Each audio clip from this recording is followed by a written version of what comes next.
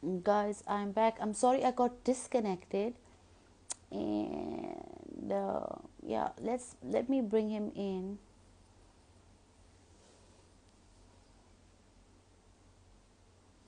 and we can take it from there. I'm just connecting with him.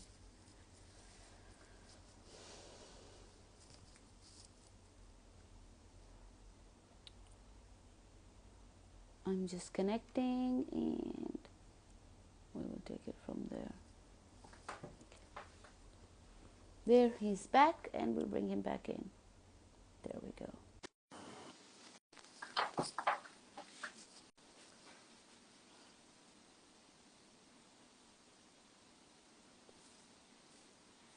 Okay, so Yes. yeah, so what he's doing is he's continually finding different channels for triangulation. Yeah, and he's Hmm. feeding all these lies and all these filth to these very powerful figures in the family, especially this patriarchal figure who's actually the eldest male in the whole family. So what happened was he got so angry at my mother listening to all these very obvious lies actually, but he's believing it all because my father has a very good image actually, which he maintains, strives to maintain very hard every day. Yeah, that is like a very huge facade that a narcissist always strives to keep up. So what happened was my mother got this big verbal thrashing from this patriarchal figure, you know. So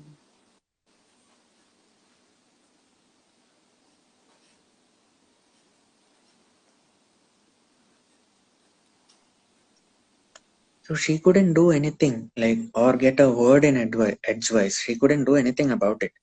And it further dragged her down and her position in the family. It's like there is no value for her word after that. And what is really interesting was I was in another room with my sister again in this point. Yeah, and my aunt was with me. So she was telling my mother after this whole thing had ended that my sister was shivering in the seat where she was sitting. So she was actually worried that my mother would expose everything that is going on in the family. So she was actually shivering where she was sitting. She was really scared that she would speak something in edgewise, and maybe, everything will actually be revealed, like everything will be out there. So that was another situation of triangulation that happened. Guys, I'm so sorry, but bear with me. His story is important. His voice is important. He wants to reach out. And in similar veins, there was another situation where my father's brother came in, and he was trying to diffuse the situation at home. Like everyone knows that there is something wrong going on, but it is always portrayed in a way that my mother is actually losing it, but it's not my father's fault. So he came in and started like trying to settle things in the normal way without thinking that there is someone with a psychological disorder in this family. So people are trying to diffuse the situation in a normal way without looking too deep into it. Yeah, and also without considering and being a very dismissive, having a very dismissive attitude towards my mother.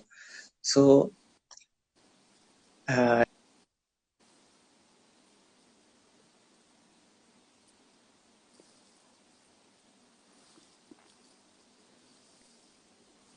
I just want to like showcase or highlight one question that my uncle, that is my father's elder brother, told me when he was talking to me in private on that day. He was asking me, "Do you take drugs?" So the thing is, like, he's telling me, like, children in families like this usually resort to that. So I was kind of taken aback, like, what kind of way of dealing is this? I mean, you came here to actually diffuse the situation at home, but here you are looking and pointing Questioning fingers at, me. yeah, like absolutely unrelated things. Instead of focusing on what matters, you are actually kind of maybe deflecting the real situation, a real topic, just the way a narcissist does, you know?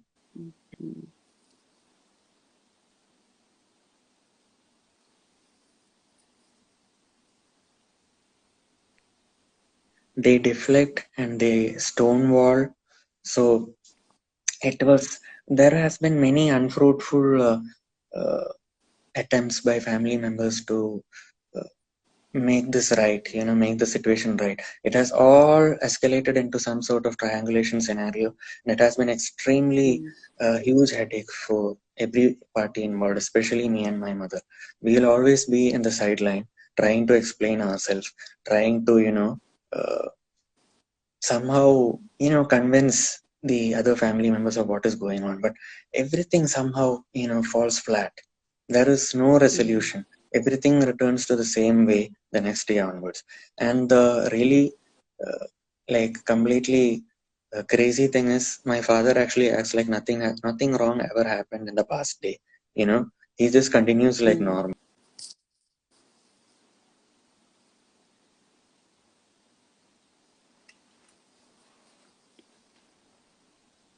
But we have it in our mind, we have that resentment and we have that sadness that we always keep in our mind, and we can never be normal. Even though we appear to be normal on the outside, we always have that kind of dread in our mind, like we are That always sitting trauma, on you're a living time with bomb, that something trauma is for always years. going to go off.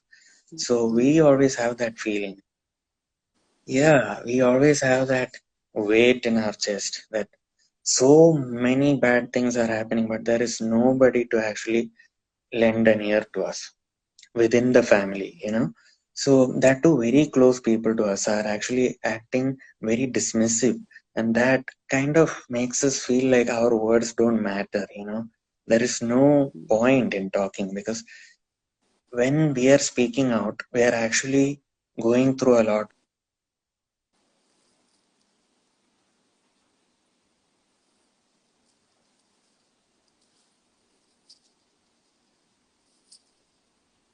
Speaking out is actually very difficult when Mm. something of this level has happened in your life. It's very difficult to speak out, and when someone is being very dismissive to you, you actually feel terrible. You feel Mm. so terrible, like there is no validation at all about what we went through. It is almost like we are making up like a fantasy story, and when they are not even taking the effort to look into it, it becomes very difficult. And I think Mm. the worst case of triangulation that happened uh, was with my brother-in-law, that is my sister's husband. Yeah, he actually went into their family as well, and now things are extremely bad. I'm so sorry for the connection, guys. Hang in, listen to his story. Let's give him our support. Okay, so what happened is he tried the same tactics with my brother-in-law as well, Mm.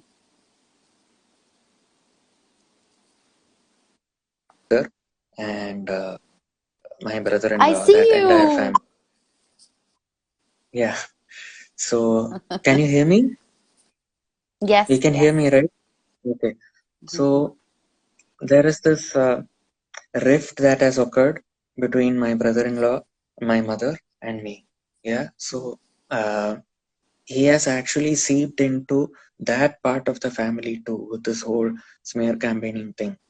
And what is interesting is that he tried to like bring me into his camp, like take me into my father's side. Yeah, like try to cause a rift between me and my mother by employing his now flying monkeys, who's my brother-in-law and my sister. Mm. So like they would try to come and talk to me and convince me that wrong with my mother. They are telling me, you know, that is so absurd to me and so ridiculous that I actually know my mother very much. We have Mm. been through this entire traumatic experience. Mm, uh, Apart from having that normal mother and son relationship, we also have that shared negative experience kind of bond. So we have Mm. always been there for each other, and my bond with her is very strong. And when they are trying to pull me away from her with this methods of triangulation, it is actually Mm. very laughable for me. So I didn't give in to all that. There was some very bad incidents going on with me and my mother. My sister and my mother at that time. She was in India with my sister because she was pregnant. Yeah, so me and my father was alone here in UAE. So it was a very good time for him to lay out his plans for triangulation.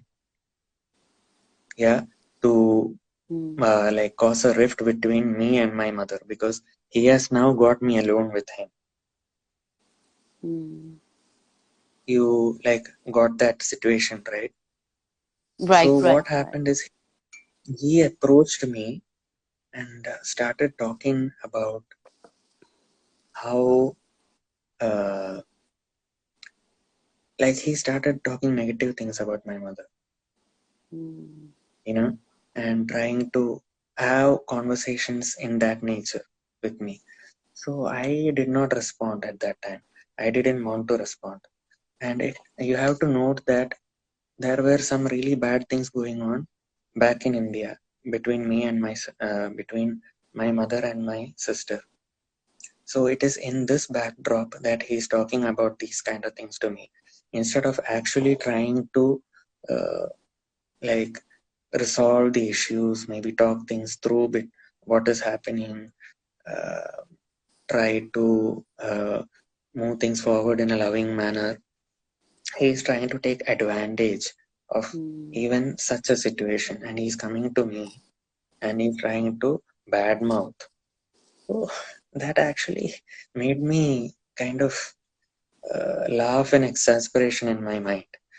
And what I did later was I sat down with my father and I talked about this.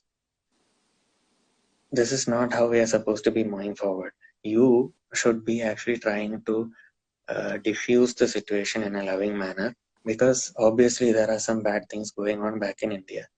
So why not let's talk about that and try to resolve it. Mm. And when I told him that, there was this moment when his mask fell off, when my father's mask fell off. He completely snapped. His composure and calm demeanor immediately diffused, and he became very, very angry. He became very angry and he lashed out. He's like, when I am alive, don't speak too much. Like the very desi proverb, Yes, yes, yes. All the when you, drama comes out, right? yeah, all the Mm. drama is coming out. So Mm. I was kind of shocked. I didn't expect that. This was before everything, before I knew about narcissism or all that. So he snapped at me, and what he did was he tried to threaten me with lies. He tried to say that I actually tried hitting him. Yeah, and you're that kind of a son, and you're actually trying to teach me. So you tried to hit me, and now you're trying to teach me also. That was the kind of response he came back at. So this hitting thing relates to a past incident where I stood up to him when he was being very difficult. He was sick and he was not taking any measures to contain that sickness. He's actually trying to, it was almost like he's deliberately trying to spread this very bad case of cold. I was having an examination. I was a chartered accountant student. I worked as an accountant also. So I was studying at that time and I was really, really agitated because he is causing all this havoc. Like he's having this bad illness and he's not trying to stay in one room or whatever. What if I get that illness? I'll have to miss my examinations. And he's also causing all these uh, deliberate problems. You know how they push our buttons, Mm. right? Mm. Mm. Mm. Like all these little things that they do. Mm. So he's doing the same things. And I actually stood up to him and told him, what is going on? I mean, why are you actually causing so much problems? And he was so cross, he was so angry. He actually came right up to my face, and he was staring into my eyes, like trying to tower over me or something. So I was looking at to him. I mean, looking in his face. So we were kind of having like a face off or something like that. And was actually feeling very uncomfortable, because you don't actually do this with your, with your parent. Like he's some kind of a villain or something like that. And on that day, he accused me of trying to hit him. I had done nothing like that. My hands were behind my back. I did nothing of that sort. He said that I took a swing at him, and that you will suffer for this in the future, for disrespecting your father like this.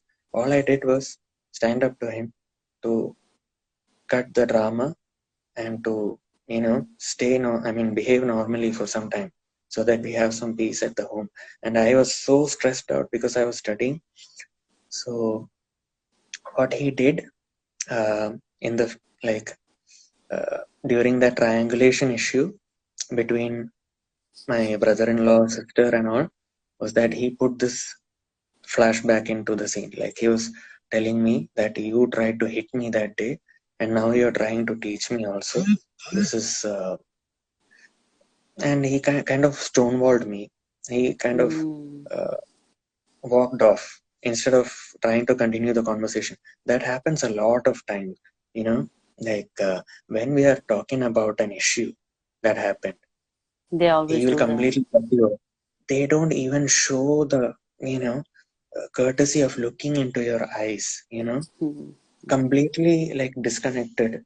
They would turn their face away, and completely disengage, deflect, and never take responsibility, and try to bring in other topics.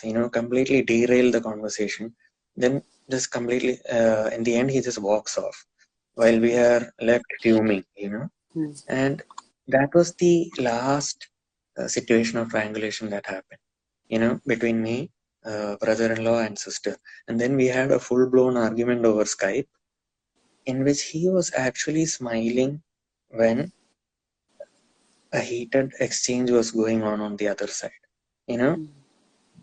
This is something that will happen only if uh, the patriarch of the family lets it happen, deliberately lets it happen with smear campaigning and triangulation and lies. That is the only way something like this will happen. And he's actually taking pleasure in what is happening. Like when people are fighting and they are feeling bad, they are in pain. I actually saw with my own eyes that he is smiling. And that is something that really creeped me out, because I am living with this person, this is my father.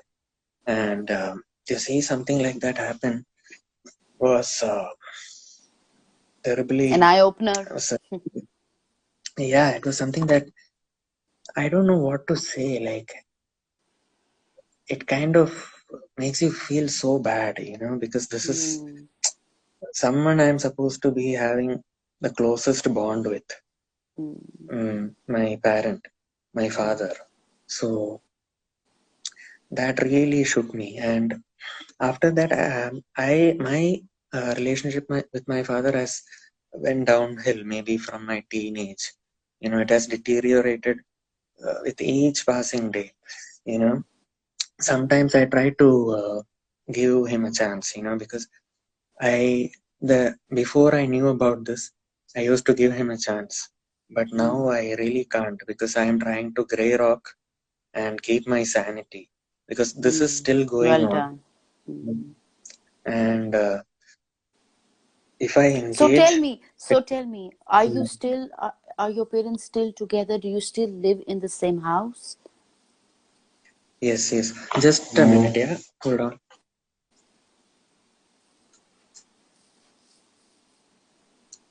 Yes, we actually live in the same house. We are all in Okay. the under the same roof, so it actually makes things all the more worse, because right now Corona has forced us all into lockdown, which means we are all spending more time together, which means more time for toxic things to happen. Yeah. So And this and leads and to you a lot said of, that your sister is married, right? So she's out of the picture then. yeah. So at But least that it is thing like, is taken care of. yeah, but it's like almost an estranged relationship now because of all that went down in the past, and all of the lies and all of the cover-ups. It has completely caused a big rift. So we don't talk like usual anymore, and it is very difficult engaging with a flying monkey.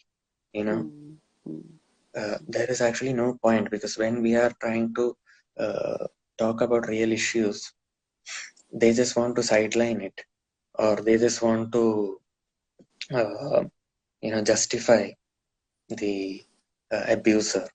And one thing I really want to put out there is what happened when we exposed this narcissistic things going on, this abuse. Yeah, what happened when we exposed it? So one day, me and my mother actually tapped into my father's phone, which we are not supposed to do. But since he's such a very secretive person, we had to resort to that to know what is going on, because he's being very secretive. Yeah. And what mm, we found is that he's having a lot of uh, promiscuous relationships with these females at work, mm, or uh, there has been lots of flirtatious texts and things like that we uncovered. Yeah, this is something that my mother knew from a long time. The seductive side of the narcissist is very powerful, and he has this ability to, to seduce the opposite gender, mm, and he likes to get that supply from that seduction. That is something the seductive narcissist does, like gain supply from the attention that he gets from the opposite gender. So my mother knew this a long time back, and there has been lots of issues because of this as well. He has these flirtatious kind of behavior with his secretaries and things like that, which is very promiscuous, and that is another dark side of the narcissist. So we uncovered all that. Yeah, we uncovered all that. We have all the proof, all the chats, everything. And what we did was we reached out to our family members with this proof. And what happened is something that is really crushing that happened. When we reached out, all these people who came against us in the triangulation scenarios, they had nothing to say back. Yeah, they were not mm, supporting us. Still they were not supporting us. They were being very dismissive. They were being very dismissive, and they even accused us of fabricating all these proofs. you know they literally said that we designed these chats, maybe using some kind of software. We actually took the time to do that, and then uh, put it out as a lie, maybe. So even when we provided the proof, people are still people were still not ready to accept it, and that actually shows a very hypocritical side of the Indian society in general. Yeah, where the male is so protected and so devoid of having to take responsibility for anything in a relationship. The woman is always to blame, and I see this kind of pattern a lot, where the woman is blamed even for the smallest mistakes, and the males can get away with cheating in a relationship, with violence. They can get away with just about anything. Yeah, and that happened in my family too. So I actually felt very disheartened, because we actually had to take a lot of effort to expose this. And when we got no validation, and when we got no support, and when it was just brushed under the rug like it was nothing, it was very demeaning. Yeah, mm, and uh, things still go on like nothing bad happened. Whereas when my mother actually uh, tried to reach out to them before regarding the emotional incest, she was like almost branded like a mad woman, in their minds. So that is the kind of contrast that is going on, the kind of Yes. inequality there is present. Yeah, when Yes. matters like these are happening, it's highlighted even more. So that kind of a poor response to this whole fiasco was also something that really affected me. And Right, right. Well, first I want to say is wow, your story has touched me, and I applaud you for coming forward and sharing it with everyone. You're spreading awareness. People are learning. So thank you for sharing your experience. But what do you feel? Do you think that there's going to be a way out for you and your mom, or where do you see this going? um, if she had to take a way out, I think it would have been by divorce. But that is another thing that uh, is so, what do you say, so demonized in our society. Yeah, Mm, when women want a way out, when they actually opt for divorce, they are almost shunned by their family members and the society. It's like you have brought dishonor to our family. You have dishonored us. You have tainted our reputation and things like that. So what happens is most women actually stay in this relationship just so that they can have, uh, just so that they are not ridiculed in society. You know, this is actually what is happening when someone does not have that choice. Someone is forced to, uh, like forego a decision like divorce because they will be ridiculed. What will happen is that they stay in this toxic relationship and the cycle keeps continuing.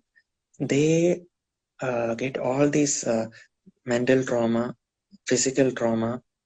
They develop all these negative traits like codependency. Yeah, they completely break down mentally. They get CPTSD. And what happens is they actually put all these traits onto their children. You know, if their children don't know better, they are in this situation with these two dysfunctional human beings. One person because they have been in that relationship, in the traumatic relationship. So they are having dysfunctional thoughts. They are not in alignment with themselves. They are completely right. repressing themselves all the time.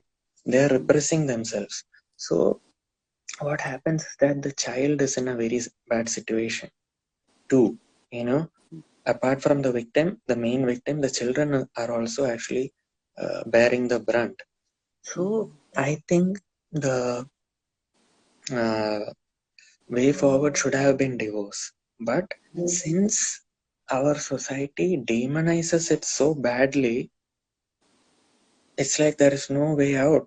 If you are married, you have to, take it to your grave. You have to be in that marriage. Otherwise, you are a bad woman, or otherwise, you are a bad man. You know, we have to. I think we have to completely, break that kind of regressive mentality. I'm not saying Yes. that divorce is good. It is definitely not a good thing. But if you are staying in a toxic relationship, you know that is draining you, that is completely against your dignity, then there is no point in it. You don't have to, put that relationship up. There is there is no obligation to do that. And I have to say one thing. There is this saying, right? There is this proverb. You have to treat your neighbor like you treat yourself. Yeah, love your neighbor like you love yourself. Love yourself. I Yes. Yeah, I read this in a book by Jordan Peterson. He mentioned that proverb is not a commandment. It is a equation. Yeah. So if your neighbor is not treating you like you treat yourself, then you don't have any obligation to stay in that bonding, in that relationship, because it's mm, an unequal relationship going on over mm, there. Yeah, the mm, dynamics is very unequal. mm, So you don't have any uh, like no requirement. It's not necessary anymore. You can move. Yeah, you're not mm, sinning by doing that. mm, You're not doing mm, committing any sin or something like that. mm, And mm, if you don't do that, yeah, if you stay in a relationship in which one person is a tyrant, you know, one mm, person is a tyrant, what happens is that uh, eventually you will resent this, you know, eventually you will go on to resent this person, you will go on to resent yourself and your choices, and that resentment is actually a huge poison for our system, and when that resentment happens between two people, then there is no point going further, because you are not in a proper there is no proper give and take. This mm. is a Yes. situation where one person is a tyrant and is ruling over you emotionally, and in many cases physically. you know Mm, there are so many issues that I do not know myself, because my mother has not opened up to me, you know mm, because mm, it's her personal journey, right, from marriage mm. up to this point.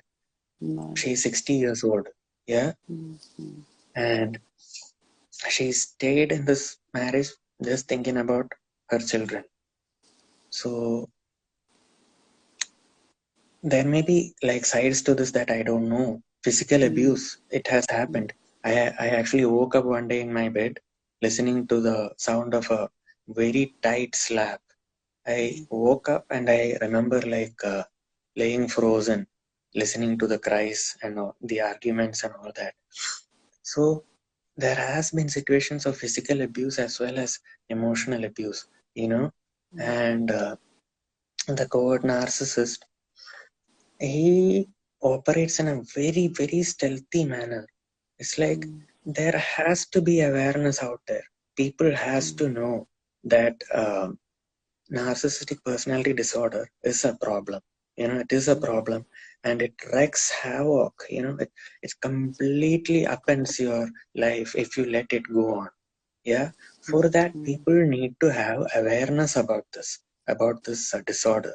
They have to Definitely. understand that there are certain red flags, certain toxic characteristics that people have to be aware of. When you are getting into a relationship, you need to know what are the red flags that you have to be aware of. Yeah, and you need to have boundaries. You need to have boundaries. You need to be your own person. You need to be able to hold yourself together and not be swayed by someone's love bombing or gaslighting. You need to understand all that things, so that will help you. And if you have the knowledge, yeah, having the knowledge is one thing. Then Right. having the right mindset regarding breaking a relationship is also important. Because I have a friend who is a nurse, and she constantly sees women with marks on their bodies, with blood coming out of their ears, mm, possibly Mm, because she was beaten at home, but they mm, won't even speak a word about it to her. She knows, she's a medical practitioner. She knows an injury when she sees it, and she knows mm, what it could be. How it could have transpired. But these women won't even speak out because they are so scared, they are so afraid. This is the situation of our society, you know, and it actually saddens me a lot to see uh, women, especially. But I'm not saying women only, because even men have these problems. I'm not saying this is completely exclusive to women only. Even men have these problems. So, uh, women need to be empowered because of all these things. They don't have to suffer their whole life because the society will think bad about them. It is mm, their life. and a marriage can go on like maybe from the age of 20 to maybe till old age. So women need to stand up to the idea of respectfully cutting off a relationship, mm, and not be shamed for that, and to understand that there is no problem with it. And if someone shames her for that, it is not her problem, it is their problem. She has exactly. to have the understanding of that. Mm, mm, So I think that is something that people need to know, especially in our place, uh, in the Asian subcontinent, because yes, we yes, have that kind of definitely. a tradition. We have Yes. that tradition where Hmm. uh, it's like, what do you say? Mm, Whenever there is a problem, it is always the woman's fault. You know, it happens that way. If Yes, a yes. woman is harassed, it is because Hmm. she was walking through that alley at that time. She was wearing that salwar without the dupatta. It was because of that, not because of the man. Not because of the hecklers, not because of the people who are behaving badly. So when I saw these kind of same patterns in my family, like when my mom spoke out and when they completely dismissed her, it made me aware that these things have seeped into uh, every corner of the thread of our society. And Yes, yes. when something like that hits you on your face, that's when you know that this is real and this needs to be stopped.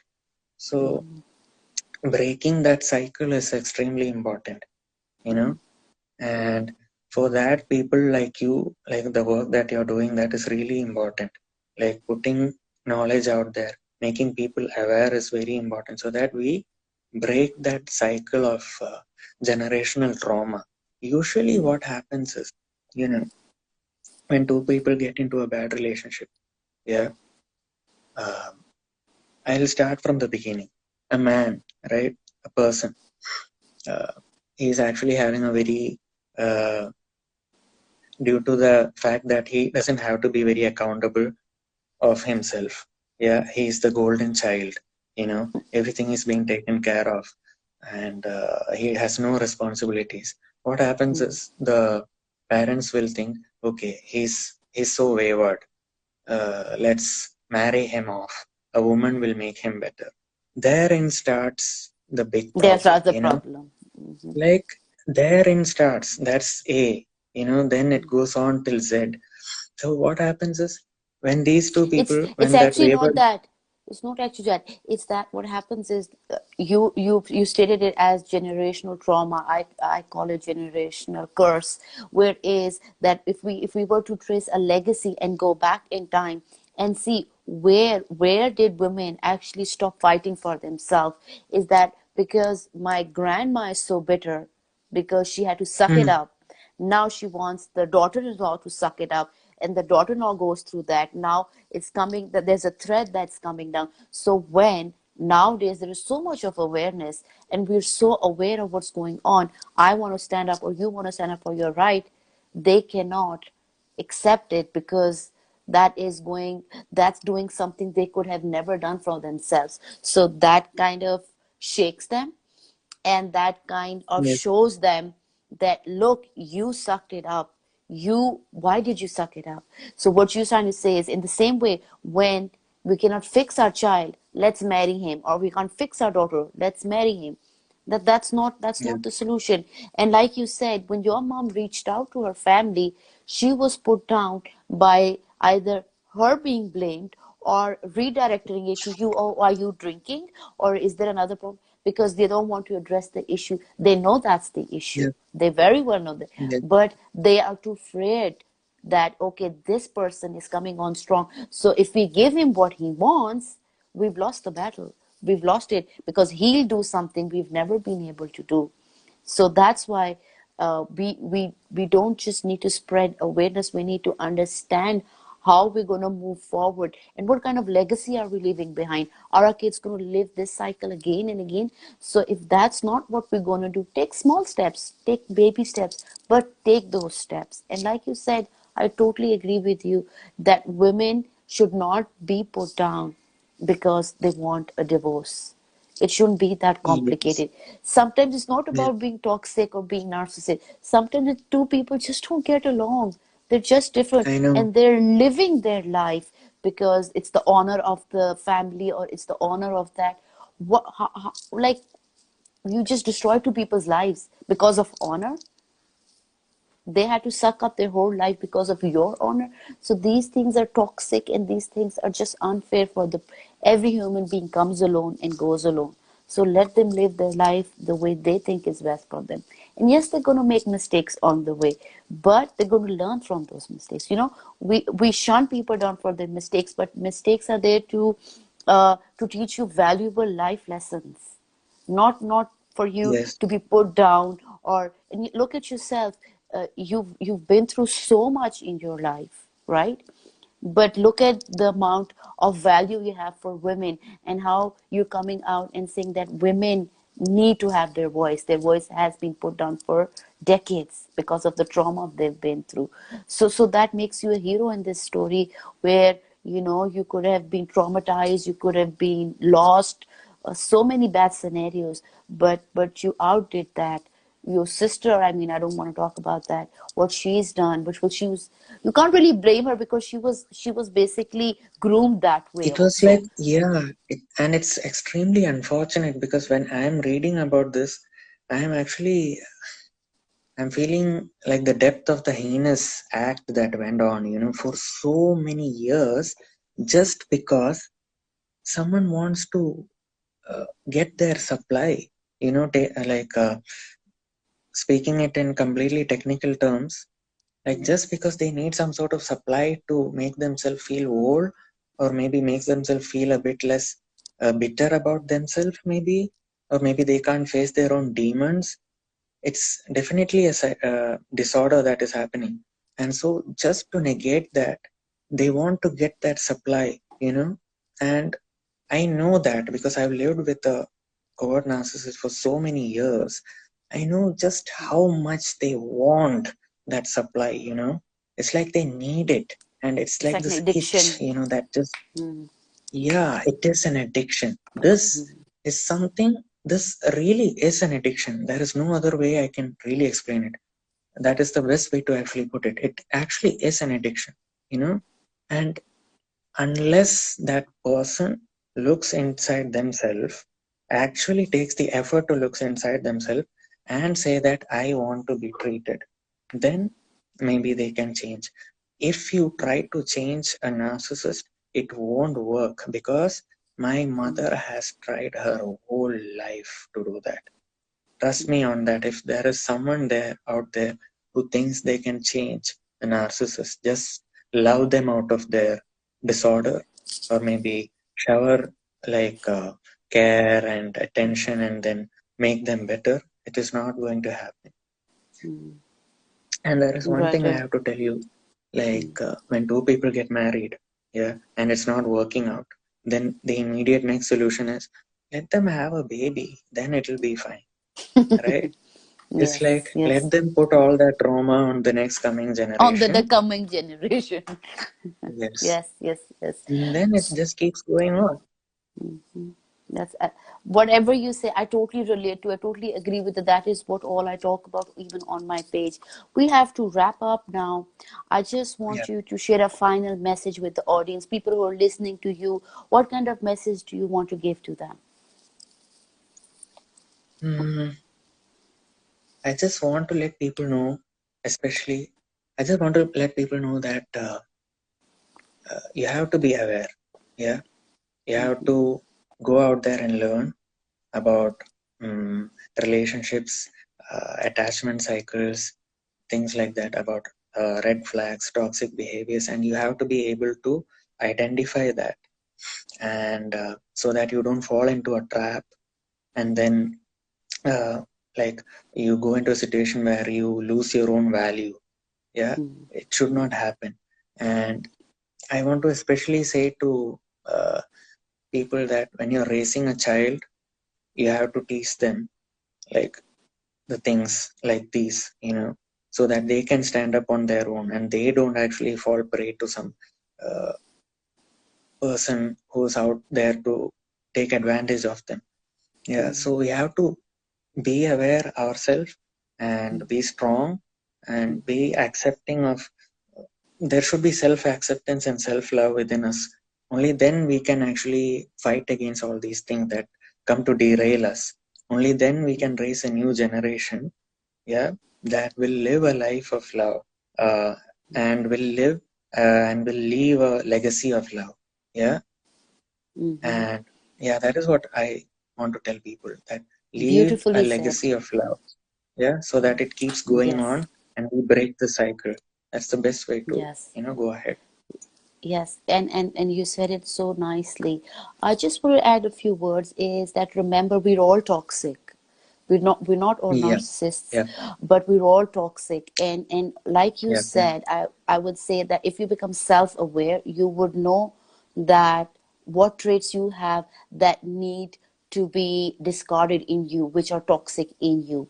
And once you become self-aware, you automatically become aware about your surrounding, and you start to identify what is toxic and what is not toxic, because something can be toxic for you and normal for me. So you have to really be at a very high level of self-awareness, and once you achieve that, I think you can really start to break the cycle and understand that this is not going to work and we're not going to carry on doing this. um, on yeah. that note, thank you so much for coming forward, sharing your story, letting us on listen and learn from it. And you are remarkable. You are very brave. You got an amazing future ahead of you. And Thank you he's an so much. artist, by the way, guys. I follow his pages. He's a brilliant artist. I love your art. Carry on the beautiful work you're doing. Take care of yourself. Bye bye. Bye bye. Good night. Thank you so much. Thank you so much. Thank you. And keep Thank doing you.